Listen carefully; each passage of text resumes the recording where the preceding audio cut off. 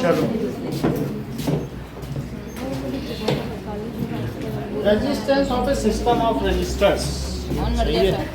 Light बढ़िया है एकदम बढ़िया। क्योंकि यूट्यूबर बोलते हैं अच्छा फोटो नहीं आता, तुम लोग अच्छा फोटो निकाला करो। और फिर सर iPhone लगा दो सर। अमन आईफोन लेके आएगा सर। चलो लेके आएगा। नो क्या नहीं लाना आईफोन लाना। Resistance of a system of resistors, इसको ऊपर करें तो भी कुछ नहीं होगा, इसको बढ़ा दें अरे सर कम कर दो लेकिन कुछ हो नहीं रहा सर। एक्चुअली। तेज हो गई सर। चलो देखते हैं, जो 6 दिन का पीडीएफ है बस वो पढ़ लो, उतना तुमने पढ़ लिया तो टॉप कर जाओगे। हाँ, resistance of a system of resistor, बात नहीं करो, ठीक है। Different resistors can be connected in various manners, उनको आपस में कनेक्शन अलग अलग तरीके से कर सकते हैं। So various resistors can be connected in 3 different ways. पहला है series arrangement,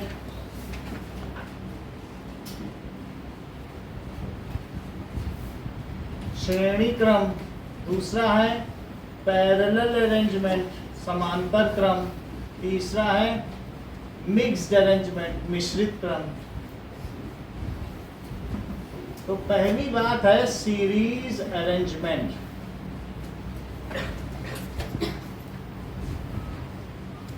If resistors are connected end to end, then such arrangements is known as series arrangement.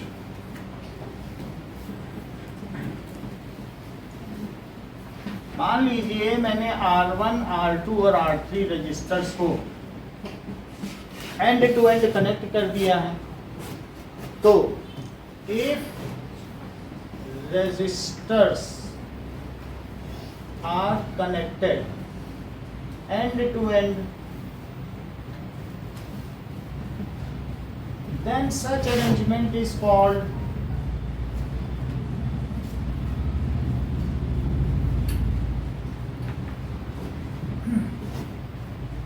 series arrangement.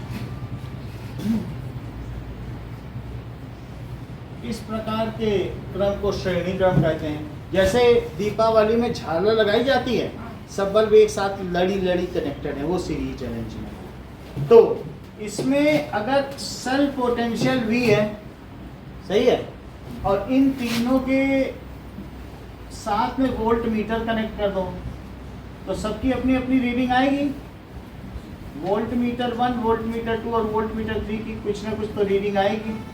इसमें प्लस माइनस भी लिख लो, क्योंकि वोल्ट मीटर का sign लगाना पड़ता है और अमीटर में भी लगाना पड़ता है, ऐसा सीरीज अरेंजमेंट, ठीक है। तो अगर इस पर क्या अमन इन सभी में एक ही करंट फ्लो करेगी कि अलग अलग रजिस्टर में अलग अलग करंट फ्लो?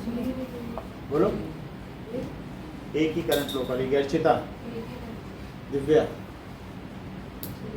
क्योंकि एक पाथ में तो एक ही करंट फ्लो करेगी ना, ऐसा तो नहीं कि रास्ते में इलेक्ट्रॉन रुक जाएंगे। चार्ज को तो ना क्रिएट किया जा सकता है ना डिस्ट्रॉय किया जा सकता है, जितने यहाँ से चलेंगे उतने वापस भी आने हैं, है ना, और फिर से उन्हीं को चलना है।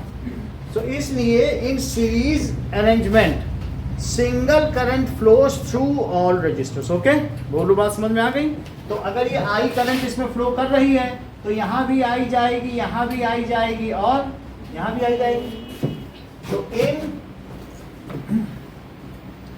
series arrangement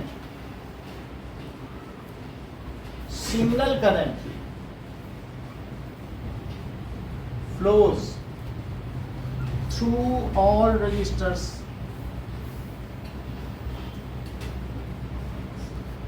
और अगर कोई भी यहां से मान लीजिए ये 10 वोल्ट लेके गया, 10 वोल्ट, वो 1 कूलम चार्ज ही लेके जाएंगे, 10 जूल। वोल्ट होता क्या है बताओ? वोल्ट का तुम क्या मतलब समझते हो? क्या जूल पर कूलम? यही तो होता है। 10 वोल्ट लेके चले गए, इस वाले रजिस्टर में इन्होंने 3 वोल्ट का ड्रॉप कर दिया, तो 10 यहाँ चलेगी, यहाँ तक 10 रहेगी, यहाँ कुछ ड्रॉप हो गई। अच्छा, फिर अब इसके पास यहाँ पर 2 वोल्ट का ड्रॉप हो गया, तो अरविंद तुम बता सकते हो कि यहाँ पे कितने का ड्रॉप है? 5 वोल्ट का, क्योंकि जितना वोल्ट लेके आए हैं, 10 जूल लेके आए एनर्जी, तो उनको 10 जूल रास्ते में खर्च करनी ही है, घर पे जी बिल्कुल खाली हाथ ही पहुंचना है। तो इसको तुम कैसे कहोगे बताओ? That is sum of potential drop across various resistors is equal to cell potential. Repeat करो रिया। सोनाक्षी resistance तुम सुन नहीं रहे हो। नैतिक The potential drop on the resistors is equal to cell potential. sum of potential drop across various resistors in series arrangement is equal to cell potential। repeat करिए। the sum of potential drop of all resistors is equal to the cell potential in series arrangement समझ आई? चलो, तो एक और भी देखो, in series arrangement क्या होगा?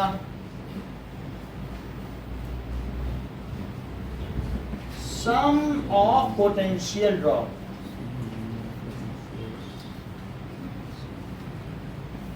across various resistor is equal to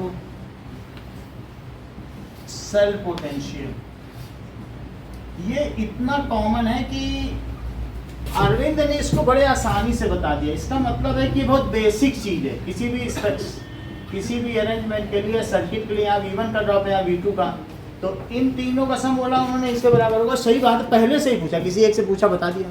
इसका मतलब है कि बहुत बेसिक चीज है। तो that means V is equal to क्या है? V1 plus V2 plus V3। बोलो, बात समझ में आ गई? भाई जितना लेके जाएगा उतना ही तो खर्च करोगा। तुम जितना पैसा लेके जाओगे, 10 दुकान जाओगे, उसी में से खर्च करोगे, वापस घर आओगे तो कुछ नहीं होगा। यही तो होगा कि नहीं होगा? तो it is sum of potential drop is equal to cell potential. सही है। अच्छा, एक और बात बताओ कि ओम्स लॉ तुमको पता है, तो इस वाले में क्या यहाँ पर भी अंकुर आई करंट फ्लो कर रही? क्या यहाँ पे? ठीक है, यहाँ पे कितनी करंट फ्लो कर रही होगी? मयंक, एक ही करंट फ्लो कर रही। करंट तो बदल नहीं सकती है। कह दो कि वहां से जब निकली थी अलकनंदा से, तो गंगा इतनी थी, मंदाकिनी में डबल हो गई, फिर हाफ हो गई, फिर डबल होती जा रही। कहाँ गया पानी? कहीं जाएगा थोड़ी, वही प्रयागराज में रहेगा, वही अलकनंदा में रहेगा, चाहे आप कहीं पर भी चले जाओ वही पानी बहेगा। चाहे रास्ता पतला होगा तो तेज हो जाएगी धार, लेकिन बहेगा वही पानी। वाटर कम ज़्यादा थोड़ी होगा। और करंट है क्या? चाहे वाटर करंट हो, चाहे चार्ज की करंट हो, है तो पानी को बहना, चार्ज को बहना, है तो करंट ही। कम ज़्यादा कैसे हो जाएगी? नहीं, रास्ते में कहीं चार्ज बनता थोड़ी ना हो। इस वजह से यहाँ भी आई है और यहाँ पर भी आई है। तो एक बात मुझे बताओ, जो V1 है, ये पहले पर पोटेंशियल ड्रॉप उत्कर्ष, V1 किसके इक्वल होगा? जरा ओम्स लॉ लगाओ इसी पे, लगाओ। आर तो नहीं होगा, ये R1 है, अलग अलग रजिस्टर्स है। मान लो जैसे पहला वाला है, तो इस पर ड्रॉप किस चीज़ पर डिपेंड करेगा? इन दोनों पे ही करेगा कि भाई उसका रेजिस्टेंस कितना है और उसमें बहने वाली करंट। तो ओम्स लॉ क्या कहते हैं बताओ? V1 कितना है? I into R1। और तो V2 कितना हो जाएगा बोलो? इस पर कितनी रीडिंग आएगी? वो यहाँ रीडिंग भी आएगी। तो V2 is equal to I into I current flow कर रही है, R इसका रेजिस्टेंस है, कुछ भी ओम हो सकता है। तो V2 क्या हो जाएगा? I into R2। और V3 क्या हो जाएगा?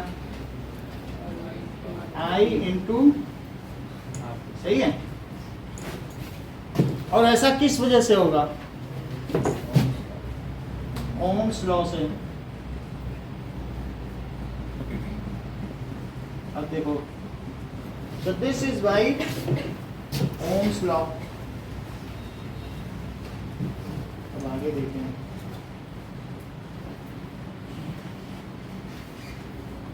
तुल्यांक प्रतिरोध इन इंग्लिश।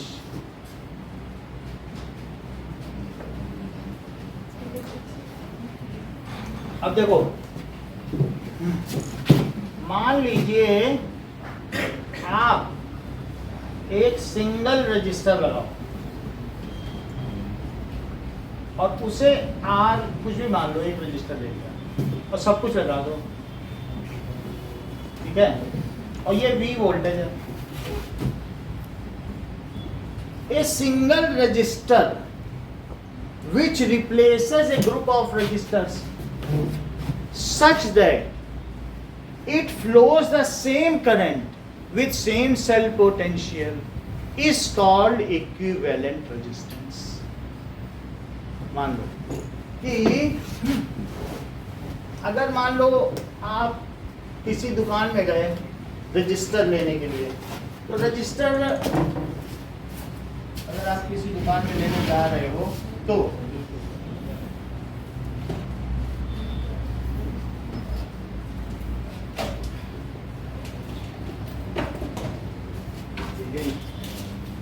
तो 50-50 पैसे का रजिस्टर मिलता है। बाजार में जाओगे तो किसी भी दुकान में, यहाँ पर भी जो कहीं पर भी जाओगे, ये सब रजिस्टर ये होंगे, ठीक है। ये दिखा देता हूँ, फिर उसके बाद की बात करता हूँ। ये कितने कितने के मिलते हैं? 50 10 ओम 15 ओम। जो एक हम तुमको बड़ा वाला उसने दिखा था, इतना बड़ा, वो बंद हो गए। अब क्योंकि तुम्हारी छोटी सी टीवी होती है, उससे भी छोटी, उससे भी छोटी, तो इससे भी छोटा चलने लगा होगा। इससे छोटा कर देंगे, है हमारे पास, दिखेगा नहीं तुमको। ये दिख रहा है, ये कितने का है? कार्बन का, कोयले का बना है। किसका बना है? कोयले पे करके बना है। तो ये क्या है बताइए? रजिस्टर 10 ओम 20 ओम का ये होगा। तो अभी this is known as resistors, जो रजिस्ट करेंगे किसी भी सिस्टम में, और हीट भी नहीं होते ज़्यादा। तो तुम्हारे सीपीयू या किसी को हीट नहीं करते, अपना जितनी तुम्हें करंट चाहिए देंगे, और तुम्हारे सीपीयू को, कंप्यूटर को कूलर में रखने की जरूरत नहीं जब ऐसे होंगे तो ऐसा, ठीक है कि नहीं? अब मान लीजिए इस रजिस्टर को तुमने 3 ले लिए, 3 तुमने ले लिए 10-10 ओम के, तो क्या किया होगा बोलो? एक यहाँ रजिस्टर ऐसे लगा लिया होगा, ऐसे, और दूसरा लगा लिया होगा, और तीसरा लगा लिया होगा, ऐसे 3 रजिस्टर लगा लिया। ये भी 10 ओम का है, ये 10 ओम का, और ये 5 ओम का लिया, समझ आया? और ये 50 वोल्ट लगा दी। तो अब ये मुझे बताओ कि इस एमीटर में कितनी रीडिंग आएगी? तो अगर देखा जाए, वो तुमसे बताएगा कि वास्तव में जो तुमने लिया है, जो 10 ओम का लिया है, हमने उसमें कुछ नहीं किया। वो कहेगा हमने उसकी बस लेंथ डबल कर दी है, क्योंकि लेंथ डबल करने से ही क्या रेजिस्टेंस डबल हो जाएगा। रेजिस्टेंस किसके प्रोपोर्शनल होता बताओ? लेंथ के। तो उसने कहा कि ये कुछ नहीं है, बस हमने इसका डबल ये बनाया, ये इतना छोटा है तो बस उसका डबल है। वो तो समझ में आ गई कि नहीं? वो कह रहा है इन सबको एक ही मानो, 2L 2L 1L 5L। वो कह रहा है वास्तव में तुम 25 ओम का ले जा रहे हो, तुम सिंगल एक 25 ओम का ले लो, तुम्हारे 1.5 रुपए की जगह 50 पैसे का आ जाएगा, 1 रुपये बच जाएंगे, तो तुम्हें लालच आ जाएगा, 85 पैसे में आ जाएगा, तो हमारा पूरा सिस्टम इतने में बनेगा, 1.5 रुपये कम कॉस्ट बनेगी, हम चाइना से सस्ता माल बना लेंगे, ये खिलौना में ज़्यादा मार्जिन दे पाएंगे। भाई सब चीज़ देखते हो कि नहीं? छोटे छोटे ही 10 रजिस्टर लग जाते हैं, 5 रुपये भी कम कॉस्ट कर सके तो बाजार में कितना मार्जिन कमा लोगे? हर एक इसी की तो कैलकुलेशन सारी यूट्यूब में फैली हुई है। तो ultimately if these 3 resistors are replaced by a single resistor, so that, अब पहले मुझे ये बताओ, अगर इन तीनों की टोटल वैल्यू क्या है? अगर तीनों का रजिस्टेंस तुम 25 ओम का सोचो इसको, तो 25 ओम हो गया रजिस्टेंस, और V क्या होता है बताओ? तो आपने 50 का लगाया, और R कितना हुआ? हमने बताया ना लेंथ है ना, डबल लेंथ तो सिंगल लेंथ, आधी कर दोगे लेंथ तो 5 ओम, डबल कर दोगे तो 10 ओम, 10 ओम हो गई ना 25। सबको एक साथ जोड़े, बीच में कॉपर लगाने, उससे क्या होता है? वो तो स्ट्रगल तो हमको उतना ही करना पड़ेगा। थोड़ा सा कॉपर वायर लगा देने से कुछ हो जाएगा क्या? तो बोलो ऐसे में तुम्हारी करंट कितनी हो गई? 50/25, तो 2 एम्पियर। तो अब तुमसे दुकानदार कह रहा है कि तुम 3 रजिस्टर मत ले जाओ, तुम क्या ले जाओ बताओ? 1 ले जाओ, तुम्हारा पैसा भी बचेगा, तुम्हारा सोल्डरिंग का भी खर्चा बचेगा। रजिस्टर को वेल्डिंग करनी पड़ती है, ऐसे थोड़ी होता है वायर में, सोल्डरिंग का भी तो एक लेबर चार्ज होता है। तो अब सिंगल रजिस्टर तुम्हें कितने ओम का लेना पड़ेगा? 25 ओम का। और क्या वो वही करंट देगा जो यहाँ दी जा रही है? सही है। अब हम लोग पढ़ते हैं what does it mean by equivalent resistance, इसकी डेफिनेशन। ठीक है। ए single register which replaces A group of register so that arrangement of group of resistors so that it gives same current with same cell potential is called equivalent resistance epitope. If one resistor हाँ। replaces a group of resistor arrangement in series, series, यही definition parallel में भी होगी, उसको भी are equivalent कहेंगे। एक arrangement of A group of register, बस इतना ही बोलो। arrangement of group of resistor which gives same current with same cell potential हाँ। is equivalent. इस कॉल तुमने बिल्कुल सही बताया, बस तासी से एक बार और पूछना, काम बन जाए। The different resistor which are made up of a group of made up ने एक ही खरीद के लाओगे, मेडअप थोड़ी हो, उससे बना नहीं, वो बस एक अकेला है। ऐसा नहीं कह सकते मेडअप है, बस वो रिप्लेस कर दें। which are group of resistors. है कि नहीं? सुजैन बोलो।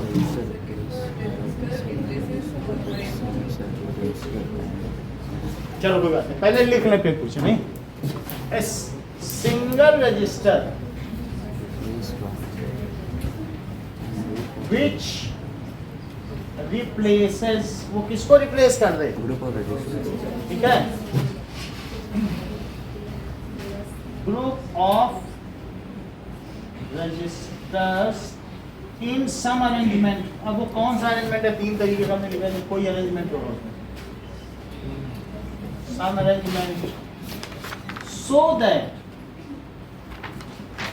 इट गिव्स सेम, समझ लो, so that it gives same circuit current. भाई जो इलेक्ट्रिक सर्किट में फ्लो कर जाए तो वही क्या सर्किट करंट होगी? which gives same circuit current with same cell potential. एक नजर क्या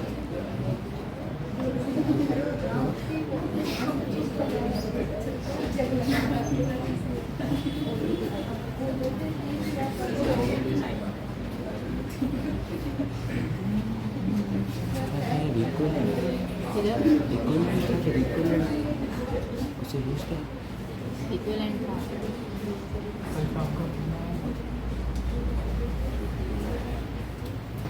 चलो, हाँ वो आगे क्या लिखे हैं अर्चिता, क्या बता रहे थे? It gives same Same circuit current हाँ with the same potential difference. Same circuit current. Circuit current का मतलब समझती हो? जो इलेक्ट्रिक सर्किट में बहने वाली करंट, ये तो एक इलेक्ट्रिक सर्किट है ना। Which gives same circuit current Potential. With same cell potential. वही सेल लगा दो, same cell potential is called, sentence पूरा करिए Trishul, is called Sai, sentence पूरा करो, is called Naitik Equivalent resistance. Equivalent resistance.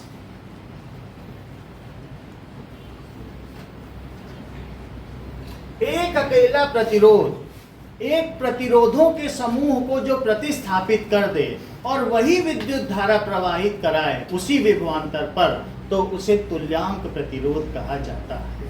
बात समझ आ गई? क्या हिंदी में बोल दो चाहे इंग्लिश में, है वही मतलब। एक अकेला प्रतिरोध सबको प्रतिस्थापित कर दे और वही विद्युत धारा बह जाए, तो उसे क्या कहेंगे?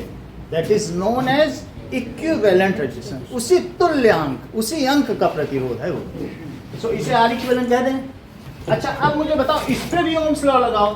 अगर मैं इस पर भी एक V बना दूं तो बोलो, और इसमें भी फिर आई करंट ही तो फ्लो करेगी नैतिक। इसी शर्त पे हमने इसको रिप्लेस किया। हमको नहीं पता ये 25 का, लेकिन एक आइडिया हमने लगा, क्योंकि हमें मालूम है, हम लोग करते हैं तो हमें मालूम है 25 का लाते हैं तो वही हो जाती है। अभी आप लोगों को नहीं मालूम तो आप कैसे लिख दोगे कि सम के बराबर होगा? लेकिन वही करंट फ्लो करा है, डेफिनेशन के हिसाब से तो वही V और वही I होगा ना। अब इस पे ओम्स लॉ लगाओ इस V और इस I पर, और तुमने एक सिंगल से रिप्लेस कर दिया ना, इस पे लगाओ ओम्स लॉ। तो कैसे लगाओगे बोलो, V इज इक्वल टू, इस पर कितना ड्रॉप होगा, चूंकि V लेके चला है तो V का ही ड्रॉप होगा। इसमें इक्विवेलेंट रेजिस्टेंस होगा, रेजिस्टेंस उसे क्या कहेंगे, वो रजिस्टर इक्विवेलेंट रजिस्टर है और उसके रेजिस्टेंस को क्या कहेंगे। अब यहाँ पे डेफिनेशन गलत है, it is called equivalent register and its resistance is called equivalent register, क्योंकि रजिस्टर को ये हटा रहा है तो वो इक्विवेलेंट रजिस्टर हुआ। भाई रजिस्टर को जो हटाएगा वो रजिस्टर है, फिर उसका जो रेजिस्टेंस है वो इक्विवेलेंट। यहाँ रजिस्टर वर्ड लिखा है तभी वो पूछ रहे हैं, तो उसे क्या कहेंगे, equivalent register and its resistance is called, ये सही बताया है, and it is called and its resistance is called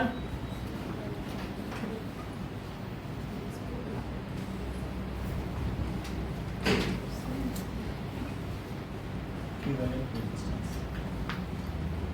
ये हार्वर्ड यूनिवर्सिटी में पढ़ती है ना, कैसे पता लगे। चलो इतनी बात समझ में आ गई, आगे की बात देखें। तो इस पे ओम्स लॉ लगाओ जरा, B पर और I पे R लगाओ जरा, क्या लिखोगे, इसको क्या लिखना बताइए। I करंट तो यहाँ पे फ्लो करेगी, लगाइए इन सभी में। तो V is equal to I into R equivalent, सही है, ये चीज तो लिखी जाएगी ना। इस पे भी लगा दें, तीनों पे भी लगा दिया। अच्छा अब ये चारों वैल्यू इसमें डालो, placing all these 4 values in equation number 1, place all values in equation 1।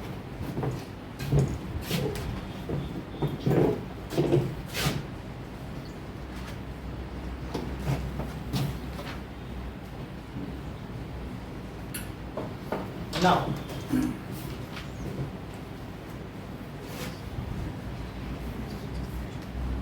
so यहाँ पे मैंने कैसे दिखाया है, अलग अलग रजिस्टर्स हैं और इसको ऐसे दिखाएंगे, V1 ड्रॉप, ये V2 ड्रॉप, ये ऐसे दिखा देना ठीक है, ऐसा होगा। ये भी ऐसे सर्कल नहीं बनाना है, बुक में डायग्राम बने हुए हैं। चलो तो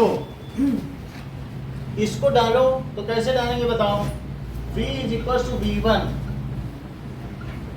तो दिस इज V की जगह क्या डाल देंगे, IR इक्विवेलेंट, और इसकी जगह क्या डालेंगे, पढ़ो, V1 की जगह क्या डाला जाएगा, IR1, V2 की जगह क्या डाला जाएगा, IR2, and that is IR3। I को कॉमन ले लें तो अंदर क्या होगा,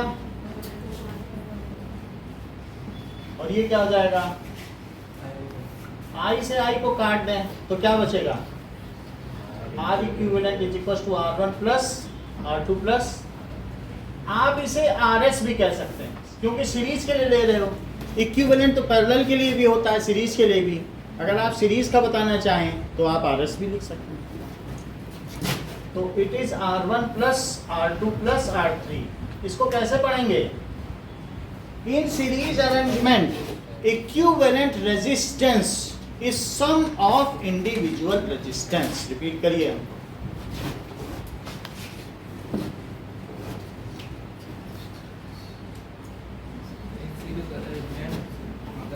equivalent resistance is equals to the sum of resistance of individual। 2 बार ना बोले तो तुम्हारी क्लास ही छूट जाए, क्योंकि तुम तो दूसरी बार सुनते हो। ये तीसरी बार ऐसा हुआ जब तुमसे पूछा है, तुमने नहीं बताया पहले। तुमको हर चीज 2 बार चाहिए, वो कैसे पकड़ ले रहा है।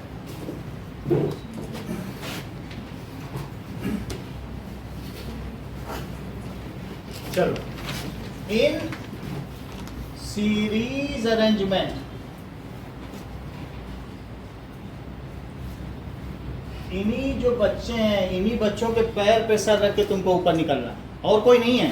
इन्हीं को पीछे छोड़ना, जितने मिलते जाएं उनके सर पे पैर रखे आगे बढ़ने का मतलब ही क्या है? अगर तुमको लीड करना, योग्यतम की उत्तरजीविता का सिद्धांत है डार्विनवाद। तुम्हें अपने ही साथियों के रिसोर्सेस छीन कर चुरा के खाने होंगे अगर श्रेष्ठ बनना। यही this is the survival of the fittest. तो अगर आपको इन्हीं को एक एक नंबर के लिए स्ट्रगल है, तुम इतनों में ही नहीं है, लाखों के बीच में तुम स्ट्रगल कर रहे हो। यहाँ जो एक नंबर एक्स्ट्रा पाती हो वो लाखों से आगे निकल जाती है।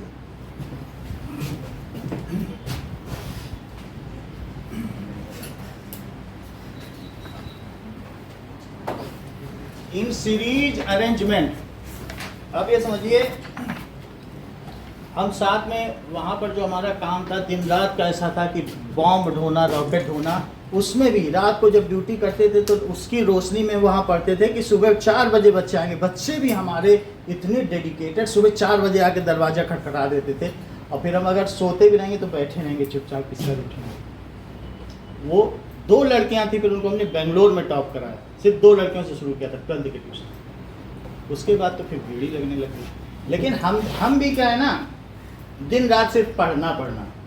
हमारी 2.5 घंटे की नींद होती थी। अपने हिस्से की मेहनत तुम्हें ही करनी है। अगर काम चोरी से नहीं चलता, समाज में जो आपका योगदान है वो आप ही को देना है अगर आगे बढ़ना है। और वही आज का दिन है, कुछ नहीं सिर्फ पढ़ाई के बल पर 2 लाख रुपए कमा रहा हूँ। क्यों? क्योंकि अपने हिस्से की मेहनत की ना हमने। कुछ नहीं, नौकरी छोड़ दी हमने, कहीं गए ही नहीं, कुछ नहीं करना। लेकिन एक एक नंबर के लिए जो स्ट्रगल, अरे हो गया, क्या होता है 15 नंबर से? कुछ नहीं, 12 से क्या होता है? कमज़ोर बनने के लिए, डम्ब बनने के लिए मेहनत थोड़ी चाहिए। लेकिन तुम्हारी मेहनत कहाँ है? तुम्हें इतना अच्छा समझाया जा रहा है, वीडियो दिखाया जा रहा है, तुम्हारा खुद का क्या योगदान? क्या तुम कर पा रहे? जीने मरने का प्रश्न हो जाए ऐसा होना चाहिए। 9th की एक लड़की यदि थी, वो एक एक नंबर के लिए 3 बार से 99 ला रही है, और अच्छा करेंगे और अच्छा, 1 नंबर में उसे फंसा देते हैं, इस बार ले आई पूरे, कोई पॉइंट ही नहीं छोड़ रहे। वो ऐसा प्रश्न तब होता है। बहुत नहीं कि हम बहुत अदिति है एक 9th में गए, तो ये बात समझो अर्चिता, बहुत तेज से नहीं होता है, सबसे तेज से। क्यों कह रहे हैं तुमसे? जो डिजर्विंग कैंडिडेट्स हैं, हम इंतजार करते रहते हैं आगे आए। You should throw yourself.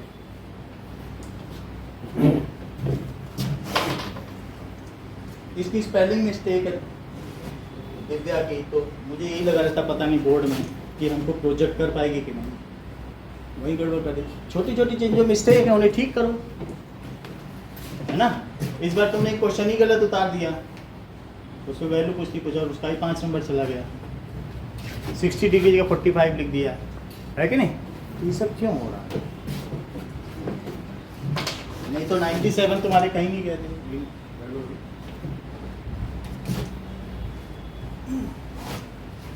In series arrangement क्या होगा बताइए? The equivalent resistance is sum of individual resistance.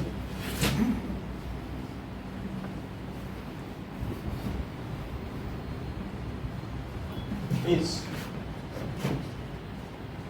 equal to sum of individual resistance। चलो आगे की बात करें। यहां तक तो तुमको बात समझ में आ गई ना सीरीज में? ओके, तो इस पर अब एक क्वेश्चन देखिए। Example 11.7,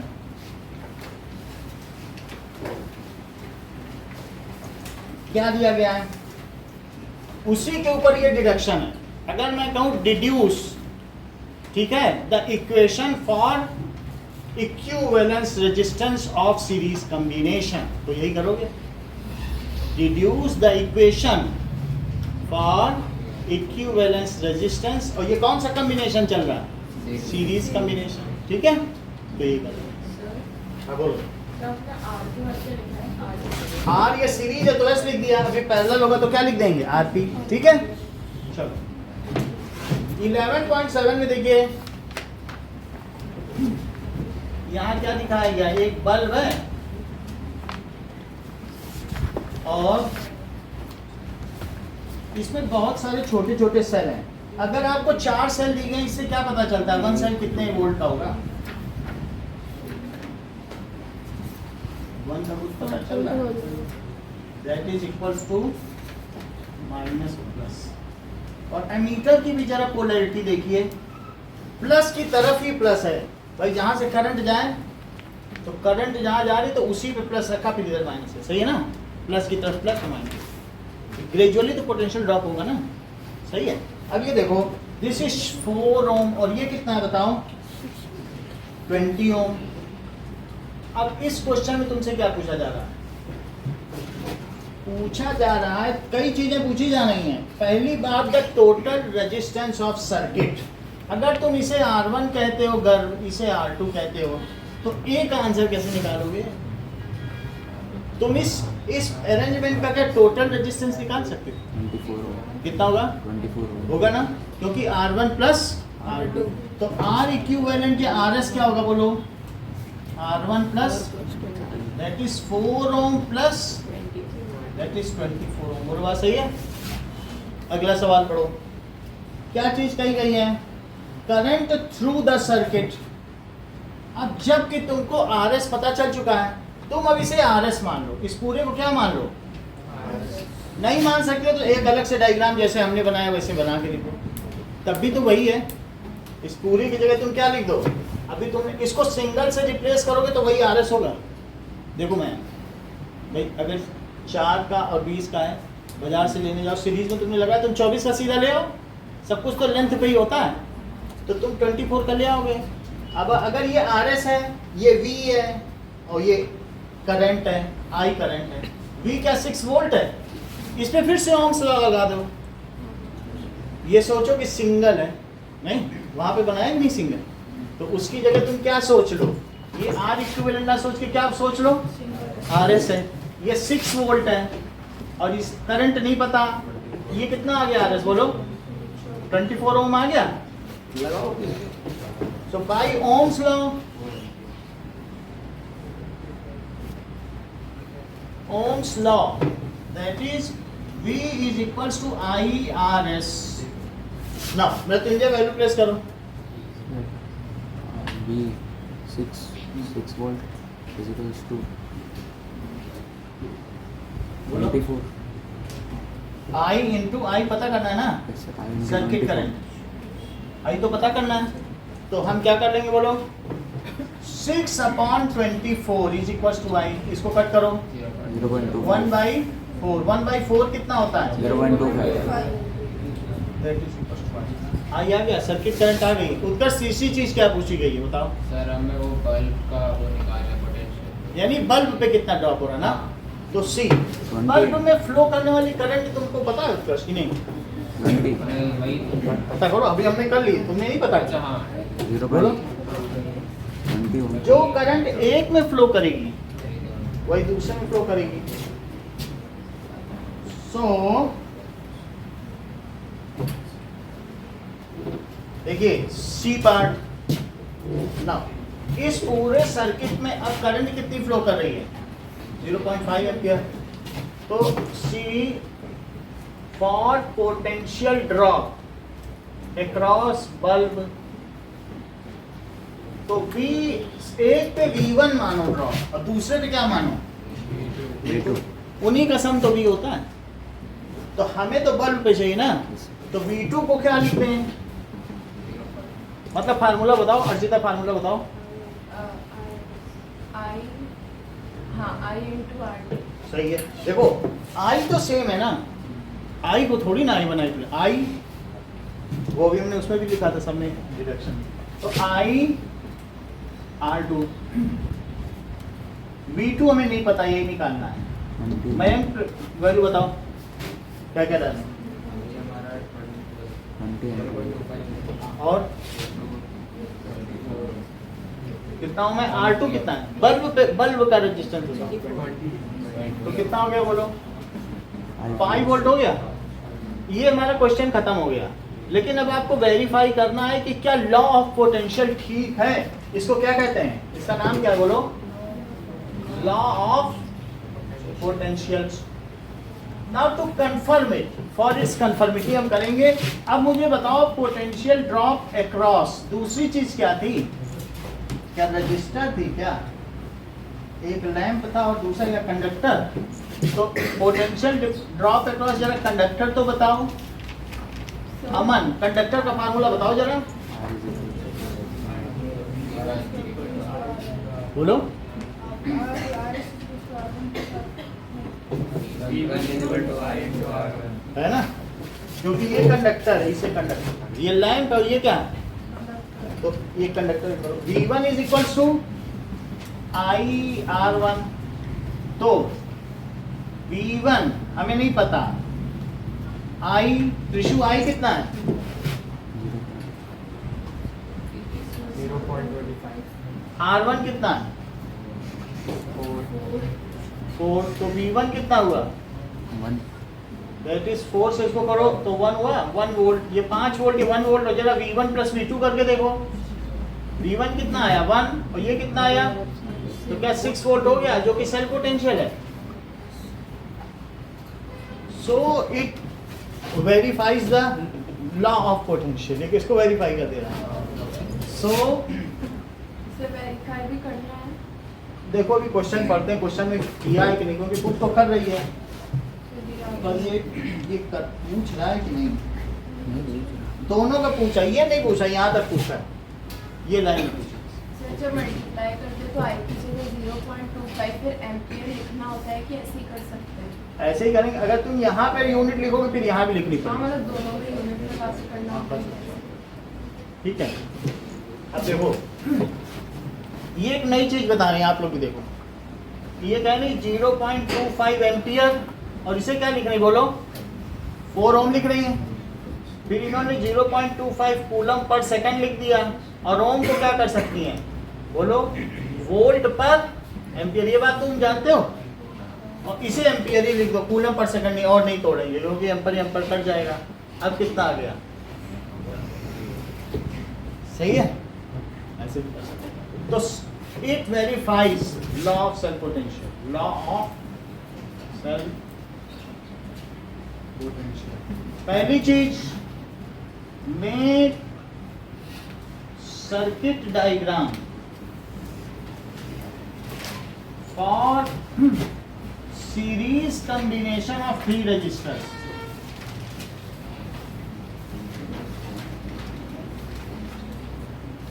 And deduce relation for equivalence resistance. Second question, define equivalence resistance.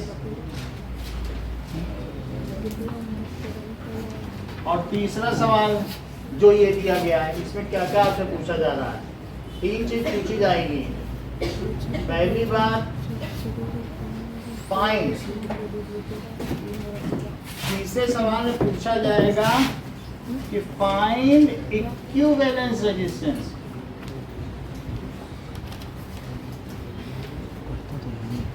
Second, circuit current. Third, potential drop across conductor and lamp.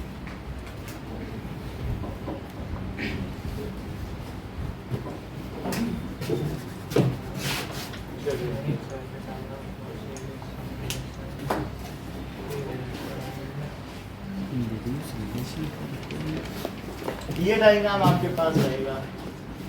Sir वो क्या लिखा है एंड के बाद? कहाँ पे? एंड के बाद क्या रिड्यूस एंड डेड्यूस रिलेशन, मतलब इसके संबंध को सत्यापित करें। चलो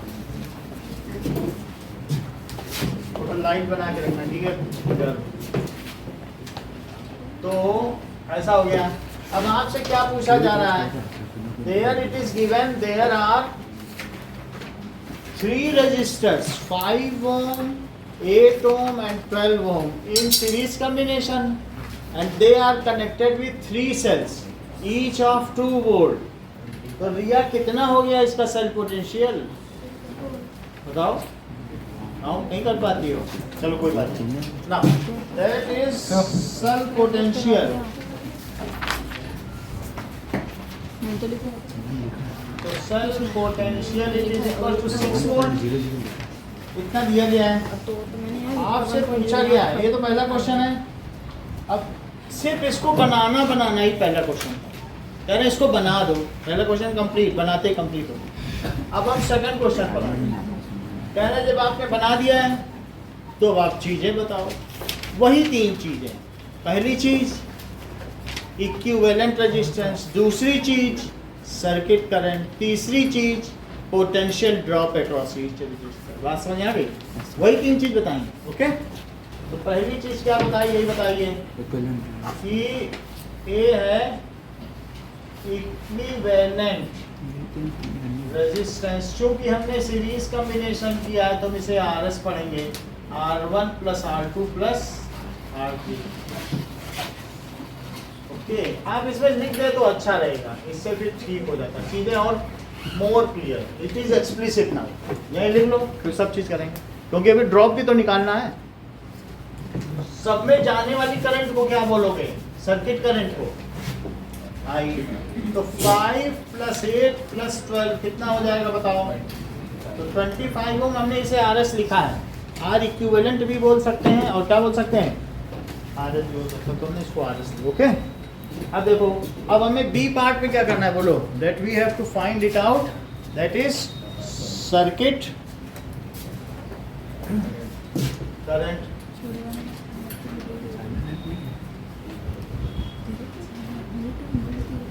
सर्किट करंट, देखो सर्किट करंट पता करने के लिए इन सबको RS माना जाए। तो अपने मन में ये चीज बना लो कि ये एक ही रजिस्टर तो है और उसका रेजिस्टेंस कितना है, दैट इज RS, और इसमें फ्लो करने वाली करंट कितनी है, और ये भी। तो V इज इक्वल्स टू क्या होता है सर्किट करंट की, V is equals to IRS। V 6 volt है, I कितना है, I नहीं पता, R और RS कितना है 25, तो I का पता लगाओ 6/25, 25 से डिवाइड करो 6 को,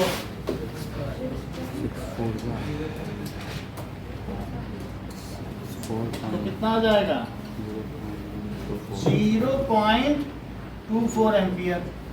और बात समझ आ गई, यहाँ तक समझ में आया हमको? कुछ नहीं, तीनों को जोड़ दो, बहुत आसान चीज़ है। इससे आसान क्या होगा, जब सीरीज में तीनों को जोड़ दो, एक बार ओम्स लॉ लगा दो। तुमको तो ये पता ना, बाजार में जाओगे तो ये चीज़ बहुत कॉमन है। जो 5वां पास है ना, वो भी सर्किट जोड़ रहा है, वो ये जानते हैं, बोले हमें 5 करनी तो तुम 10 कर दे दो। हमने कॉमनली सुना है, फिर से समझो इस बात। ये रेजिस्टेंस को जोड़ना 3 अलग अलग ले रहे हो तो एक कितने का होगा, ये सबको पता है। बाजार जाओगे तो सबको, बिल्कुल अनपढ़ लोगों को भी, वो जो कर रहे हैं ना काम, घरेलू काम जिनको किसी ने सिखा दिया, वो भी ये करते हैं। तो ये तो सीरीज का जो कम इक्विवेलेंट रेजिस्टेंस ये आ गया। अब आपका रेजिस्टेंस हो गया तो V इक्वल टू IR लगा करके उसकी सर्किट करंट निकाल लो, ये इक्विवेलेंट तो हो ही है ना। अब क्या करोगे, क्या चीज I लिखो, तो दिस इज I। अब तीसरा काम क्या करना है, now we have to find out potential drop across, see देखो पोटेंशियल ड्रॉप अक्रॉस R1। तो क्या फार्मूला लिखे हैं बोलो गर्व, कोई बात नहीं, सही। V1 is equal to IR1. V1 is equals to IR1, that is equals to, value feed करो, Value feed करने का 6 हाँ। equals to, यहाँ 6 लिखते हैं। हाँ, सारा ड्रॉप इसी पे करा देना चाहते हो, अच्छा, मतलब जितना पैसा ले पहली दुकान पे खर्च कर ले, दूसरे को भगा देगा, दूसरी दुकान वाला आने भी नहीं देगा उसको।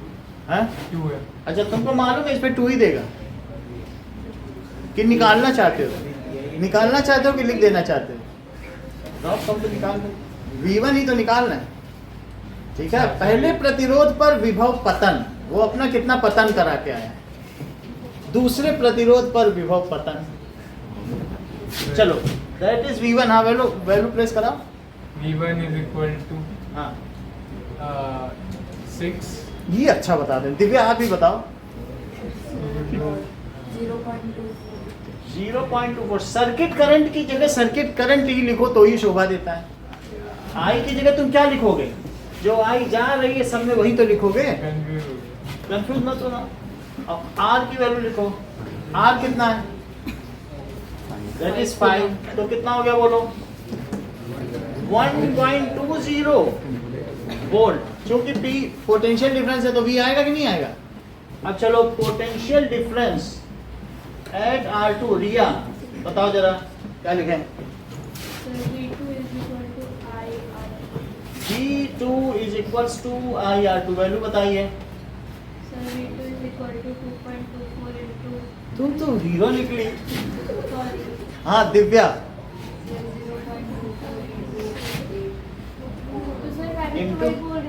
अच्छा अच्छा कोई बात नहीं, हम 2.24 से चलो कोई बात नहीं। अच्छा ठीक है। अभी अभी बर्थडे से निकली हो, थोड़े दिन से नॉस्टैल्जिया रहेगा। अब देखो 8 से मल्टीप्लाई करो। 8 4 जा 32 और 8 2 जा 16। 16 में 3 जोड़ो 19। तो 1.92 volt potential drop eight R3। राशि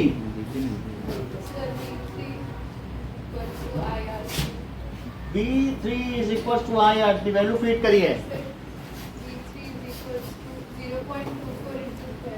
सही है। 0.24 into 12 तो 12 6 48 12 दूनी 26 26 4 30। यह है। अब इन तीनों को जोड़ो जरा। Verify law potential. मैं कितना है? 12 दूनी 24 12 चौक 48 2.88 सही है ना? अब देखो मैं ऐसा क्यों कह रहा हूँ verify law potential self potential, क्योंकि उससे तुमने अगर कोई गलत किया वो सही हो जाए। एक गलत किया वो पकड़ में आ जाएगा कि कहाँ गलती कर दी। नहीं तो वेरीफाई सेल्फ पोटेंशियल।